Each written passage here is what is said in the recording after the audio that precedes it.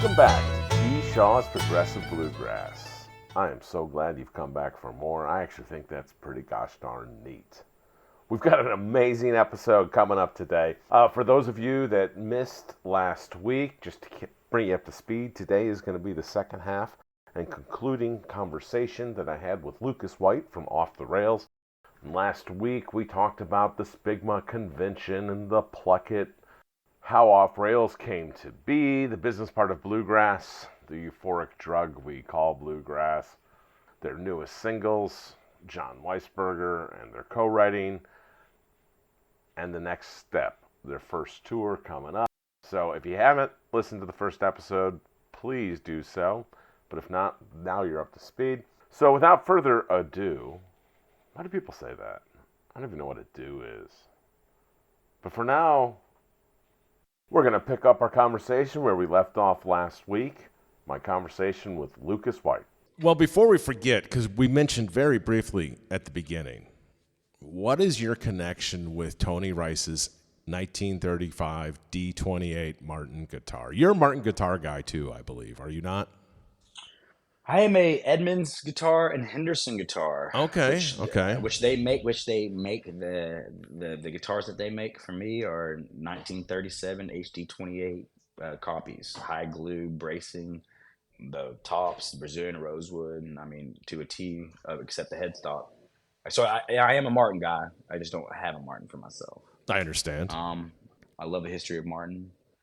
I guess to answer your question, my connection to that guitar is Tony himself. You know, he made the mistake. I met him in Argyle, Texas. I was real young, and he made the mistake of giving me his phone number. I think that was like in October. And so what did I do? Thanksgiving, gave him a call. Christmas, gave him a call. New Year's, gave him a call. Easter, gave him a call. Were you just young enough you didn't know any better and weren't intimidated? Yeah, that's exactly it. Or you can call it arrogant. Or you can just call it arrogance. I've had to accept that was just arrogance. That's amazing. When I say I was young, man, I was 12, 13 years old, man. That's no joke. I was doing that. Well, it's not like he can hang up on a 12-year-old. Well, it's not like he even had to answer the call in the first place. True.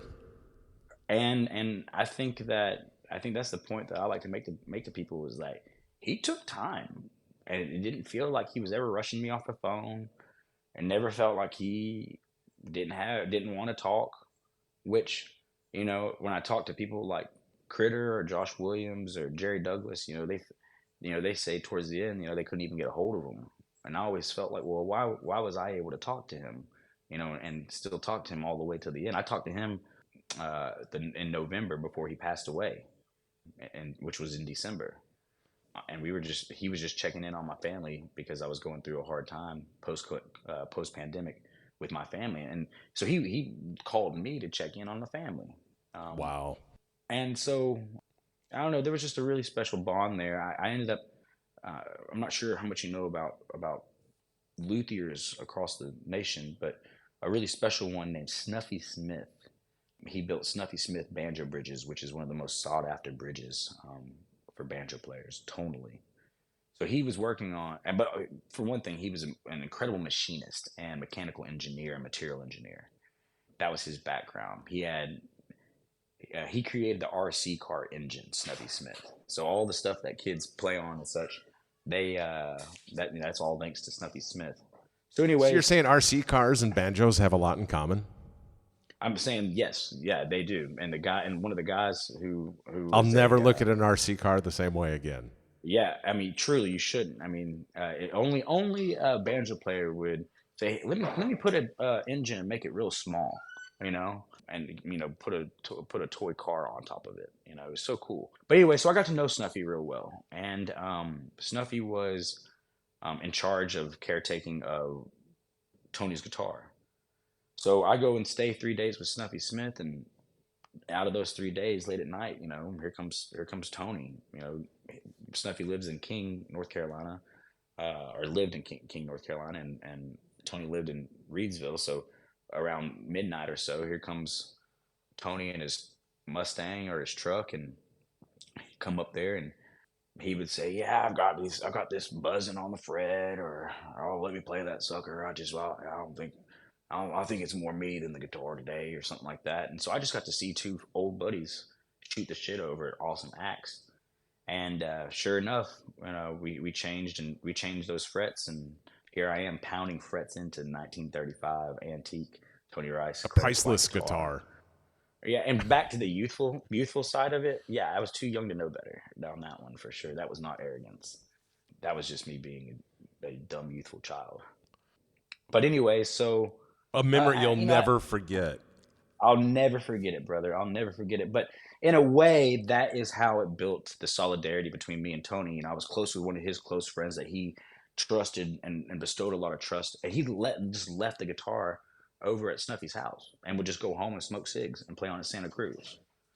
So, I was over there hanging at Snuffy's house, playing on the instrument for 3 days straight, and helping it get set up with Breaking it back Snuffy. in. Yeah. Yeah, I mean, and it was just such an experience at such a young age, man. I mean, I couldn't even drive. I didn't have a license. I didn't have a permit or anything. My grandparents were kind enough to fly me from Dallas Fort Worth to Greensboro to have Snuffy pick me up and just even have that experience at the beginning of the summer. That was just so much love and trust, and looking back on it right now and saying it out loud, I didn't realize how fortunate I was really back then. Yeah, I mean, your peers, how'd you spend your summer? Oh, I played Zelda. Hey, and it's funny you bring that up. I used to go back after an awesome summer of that kind of stuff, and I go back to school feeling like I was left out. Sure, And it's because you funny, didn't like play the that. new video games or Yeah, or I the new didn't, or I wasn't trends. listening, or I wasn't listening to the new summer hit. Like everybody knew a Black Eyed Peas song, and they're all dancing to it, in lunch or something, and I have no clue what in the world they're even referencing because I've just been listening to, Tony Rice Unit, Mountain Heart, Cloud Like Sky, Carrie Hassler. I'm like in my own world of musicianship. Little did you know then what you know now, right? Yeah, yeah. Well, I guess that's just youthful ambivalence there, but you can't help but like go home and like feel like you're just totally detached because nobody growing up really cared about any of this stuff, which is Nobody even back knew to my who Tony Rice was back then at your age. yeah, nobody did at all. And which that's I guess that's really my point where it comes from deep seatedly. It was like, oh Lord, there are so many more kids, and I'm so happy they get to have this together. And I didn't have social media like they did to stay connected today. So when I went back home, I couldn't stay connected with another guy who really appreciated Jake Workman, right?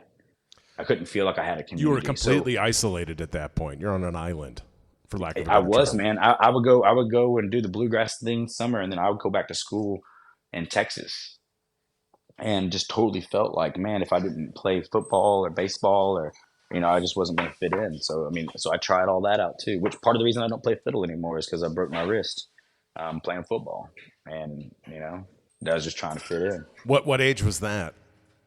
I was in seventh grade, eighth grade, so I guess I am 12, 13 at the time. Okay. So you had been playing fiddle for how long at that point?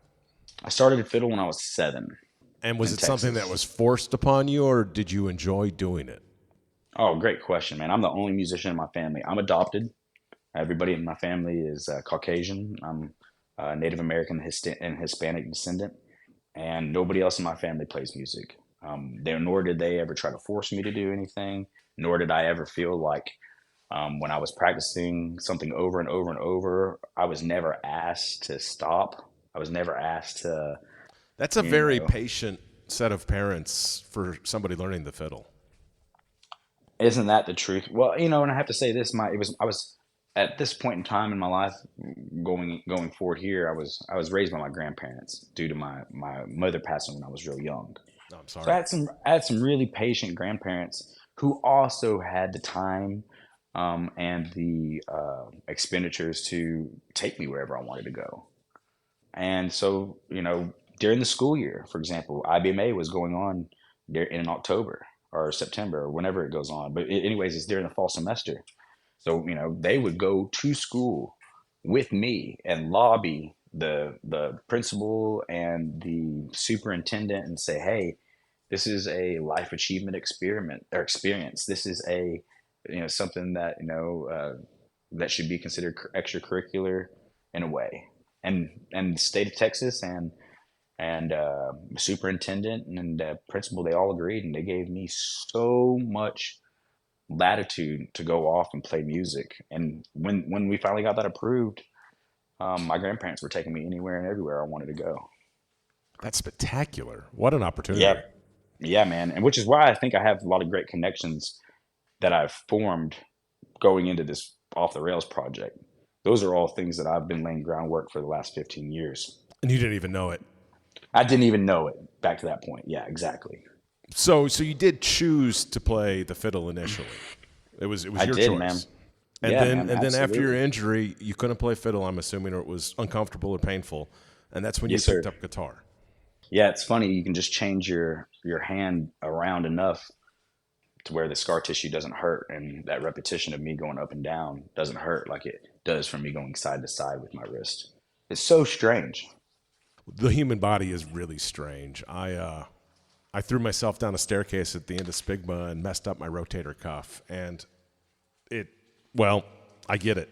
The Yeah. body is different afterwards.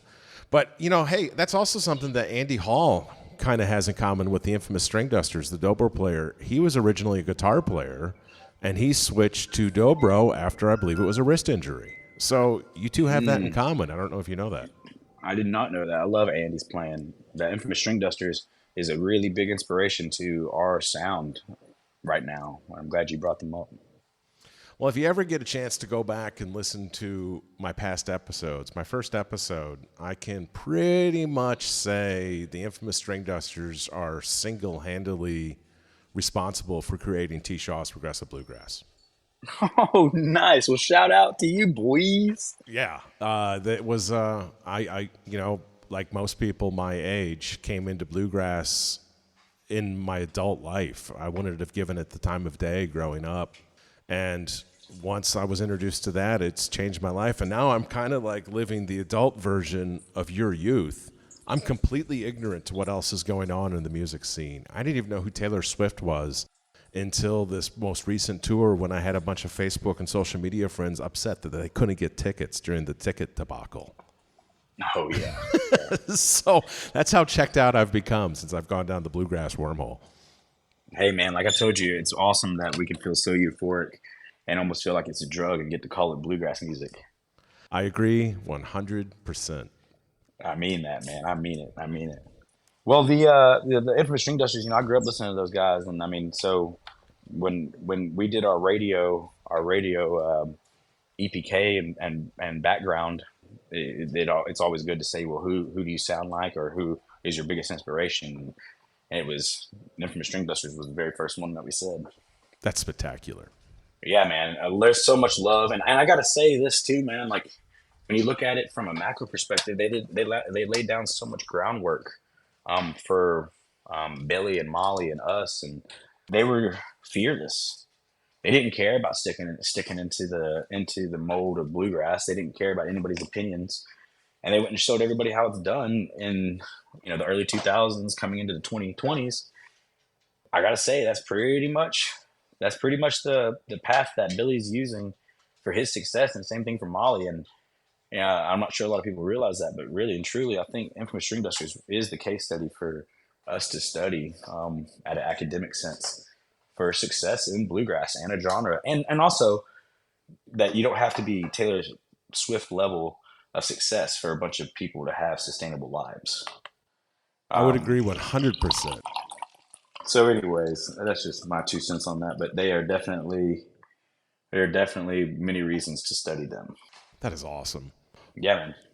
So you had mentioned you had some things going on in your life separate from Off the Rails, and I want to hear a little bit more about that. Tell me what's going on.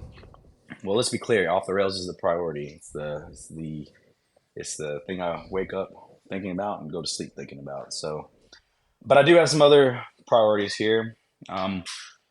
Call it love language, but it is acts of service. I do get a lot out of that for myself. So I saw myself in DC working on copyright policy and the Music Modernization Act. That is a historic piece of policy that updated copyright law from 1976, the Jimmy Carter era. And it pretty much just allowed us to have, as an industry authority, to tell Spotify and Pandora that they owe songwriters and publishers money. So That's that's a spectacular. So you were a key component of that? I was a key component of that. Yeah, in fact, you'd have Grammy Advocacy, Recording Industry Association, Sound Exchange, National Music Publishers Association, the Nashville Songwriters Association. They would come and bring their coalitions up to DC. Now, I was working for Congressman Phil Rowe, and at the time it was Congresswoman Blackburn, and she was becoming a senator. And I would spend a lot of time in Doug Collins' world from Georgia, who was helping spearhead this thing in the committee. All these staffers who were staffers, they literally take me out to lunch or this, that, or another to get better understanding after Grammys and stuff would leave would leave Capitol Hill. So I would say, well, yeah, if I'm sitting here with Tim McGraw songwriting, here's how the money gets to me from you listening to it from in your cubicle. Or here's how it doesn't, and here's how this law would make sure this happens. So, the industry would leave, and I was a musician still in a suit doing the paperwork and everything I was supposed to be doing for my day job. But then I was helping push this thing through the judiciary, just trying to make sure that both sides of the aisle could make sense of such a messy licensing structure. And I got to see it go to the president's desk.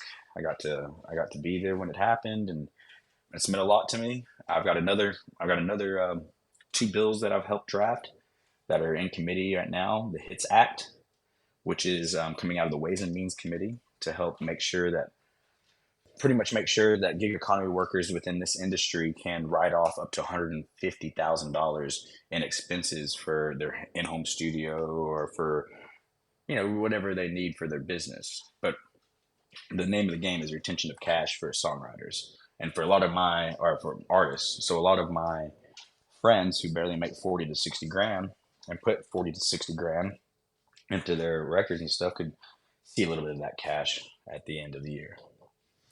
Well, one of my future episodes I'm planning to do is bluegrass musicians' side hustle, because it seems like just about all of them have one. And that particular side hustle is going to be one of the most interesting because it benefits the entire industry. Yeah, man. It does. It benefits the entire industry. And I'll share another one with you.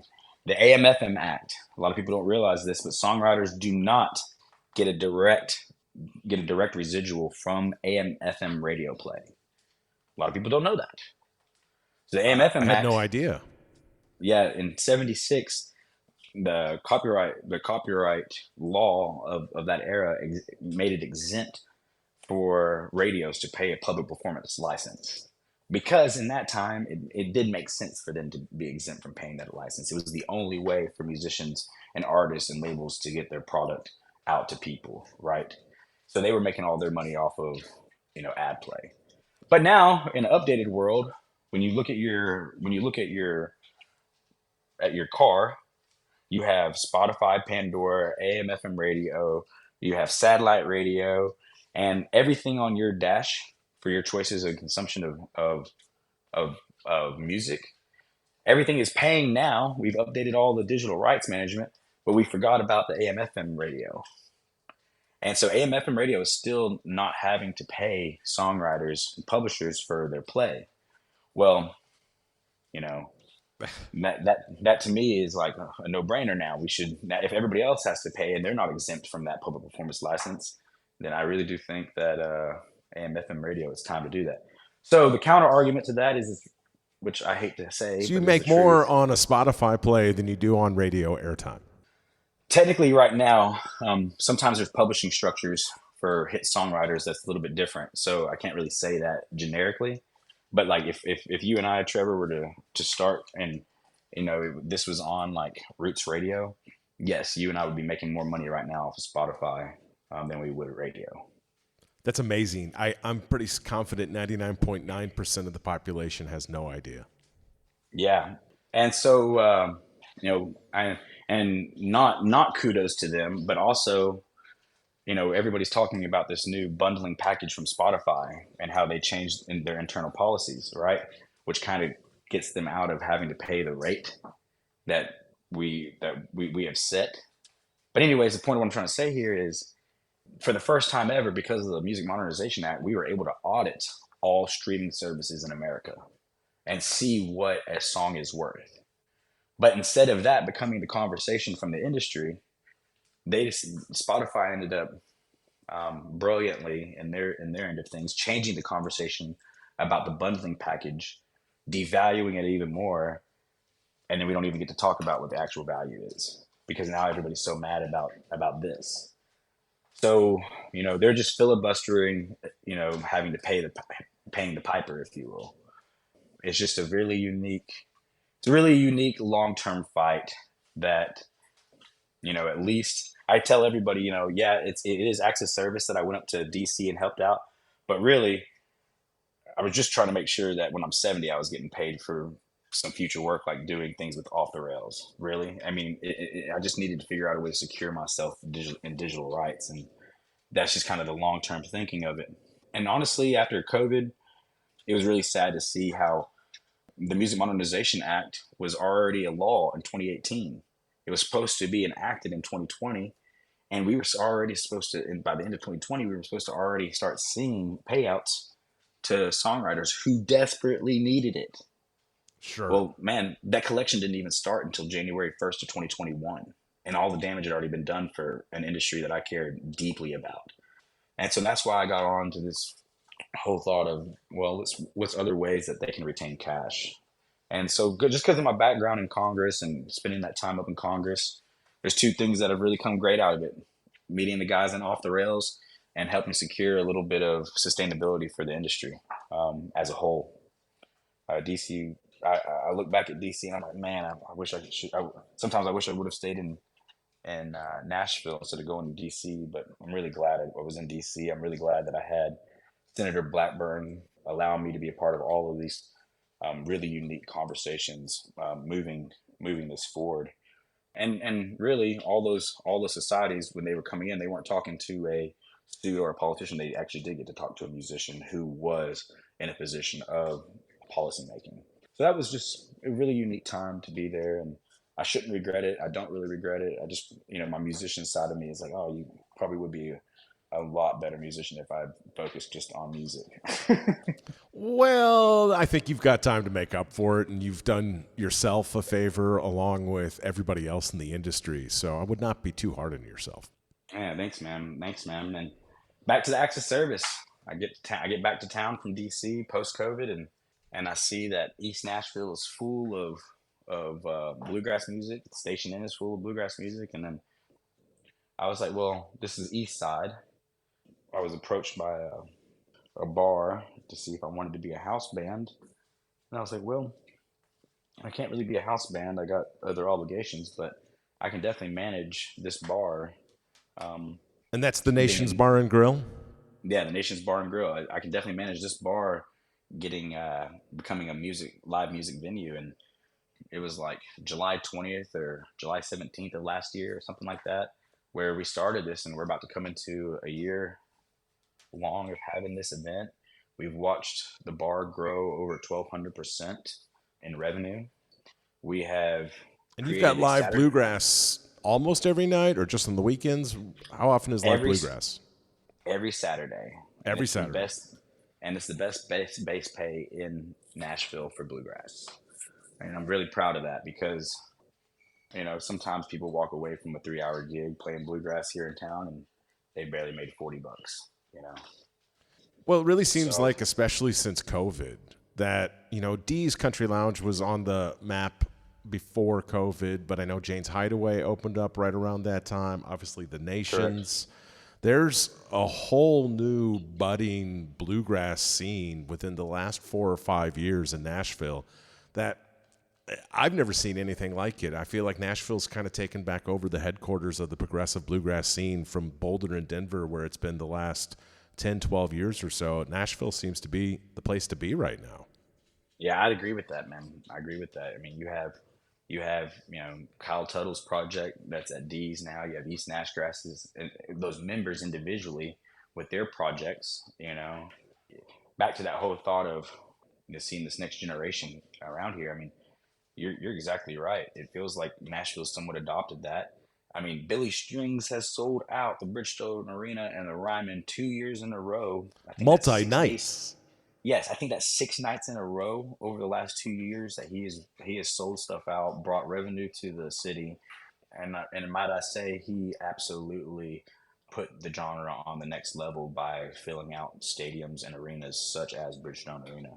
So, I mean, now's the time for anybody who's ready to get into bluegrass, who wants to see some love from their discipline. Now's the time to really do it. It's a time that you're going to get paid on Spotify and streaming. It's a time that you're going to be able to get your music out there like you've never been able to before. And it's a time in life where you see like acoustic music, authentic music from Zach Bryan to Wolfpack to Billy Strings. You see authentic musicianship and songwriting really thriving in the marketplace right now. And then from another standpoint, you have Morgan Wallen and you have Post Malone, who are fearlessly putting country and rap together. I think that this next generation in bluegrass, there are definitely going to be some things like that, where that youth, they have access and have listened to everything. So I think that the opportunities are boundless right now for the genre and for the youth of bluegrass music. Well, I have a feeling I is part of the big part of the reason I've started T. Shaw's Progressive Bluegrass. It started as exclusively a YouTube channel and just realized there's so much going on that you can't cover on just a YouTube channel. And it's been part of the motivation. I'm excited to be a part of it. I'm excited to witness it. I oftentimes wish I lived in Nashville, but I also recognize I couldn't keep a day job if I did. There's something going on every single night of the week. An exciting time to be alive as a bluegrass fan. It is, man. It really is. And also, it's like, I want to go back to that point with the kids. It is so cool to see kids just from like 4 p.m. to 1 a.m. picking. I mean, it is something that, where do you see that anywhere? This genre specifically, doesn't matter where you're at in the nation, this genre specifically is like what you hear about when you have like an old teacher teaching a young student. I mean, it just feels like we're just constantly passing it on, and more than ever, you have youth interested in this genre, and it's so amazing to see. And, I never felt like I had much youth around me growing up in this genre. So it's just so cool to see like the bolstered numbers of age and that age group there. It truly is, Trevor. It really is, man. Yeah, you go to a bluegrass concert now, you're going to see a 13-year-old that is choosing to be there and a 75-year-old and every age group in between. There's no other genre of music like that. And I think part of it is there's no other genre of music where you've got that, maybe jazz, but you've got a foundation of 150 songs that everybody seems to know. And then, so everybody can play with everybody. And especially in Nashville, it's really common, whether it's a Billy Strings concert or somebody completely different, to have other superstars, guests sit in for a song or two. And I feel like that is very unique to bluegrass and part of what makes it so incredibly awesome. Yeah, man, I agree with that. I didn't get a chance to talk about our last single that's coming out before the summer ends, but let's hear. Concrete and Steel is coming out in late July, and we wrote that at 3 o'clock in the morning at a bluegrass festival. Which festival? The Galax Fiddlers Convention. We wrote this in August. 3 a.m. Yeah, man, we had been up. We had been having fun. We've been picking all day, and Ben Hill, who's normally our mandolin player, he has this, like, I would almost call it like a mental illness. He late at night, he puts down his mandolin. He goes to playing the claw hammer banjo. Oh my goodness! And I'm normally not for that, Me and banjo players don't really get along too much, And he is playing this tune at 3 o'clock in the morning, and I make everybody be quiet for a second. I'm like, play that again. And then the rest of the musicians that I'm sitting around, which happened to be the band, and they're like, oh, damn. And we all had our instruments out. So in that moment, we started making an instrumental song. We call it Concrete and Steel, and it comes out in July. It's definitely not traditional in any sense, but it has traditional qualities to it. But to your point of what we were just talking about, the next day we all, after waking up and stuff, we all get around together and we start to pick again, and we're all like, let's try that song out from last night. We didn't have a name for it yet, really. We go to play the song, and there's this young kid and his grandmother. They're just walking up and down these aisles at the festival, and they just stop, and those two just started dancing together to a brand new song that we barely even knew. They definitely had never heard before. Oh, that's got to be an amazing feeling. It's like the reason you play music. Honestly, if we did not see anybody that week or had an audience, that was enough affirmation that we that's got why something play here, music. boys. It's got wheels. Well, it's got wheels, Well, it was more of like, hey, look, I mean, like, you have two totally different eras of people enjoying one thing together, and we created that. Oh my gosh, that's amazing, And anyway, to that point, they were flat footing and having a good time, and it was just one of those things that was it was beautiful for us to see, and then also I think back to what we keep saying, the theme of this conversation, which is there's never been this kind of interest, in my opinion, like that before, and to where we can actually see that kind of immediate result from something within hours of writing it. That's spectacular. It really is. It is spectacular. It's giving me goosebumps just talking about it. The Galax Fiddlers Convention is the oldest convention in the world. I think it's going on 85 or 86 years. They closed down for World War II and they closed down for COVID. The only two times that festival's not been around. Anyways, Trevor, you've got to go see it. Monday is youth night, and it's hundreds of kids getting together to play music from all over the nation. I'm putting it on the calendar. Absolutely. Your listeners need to know about it. Everybody needs to know about it. It's incredible, man. People just get in there and they take care of each other, and they play music. And last year we played Capture the Flag with a few other campsites, and we had walkie-talkies, we had water guns, we had instruments, we had complete debauchery. I mean, it was an off-the-rails experience, man. That's my type of jam. We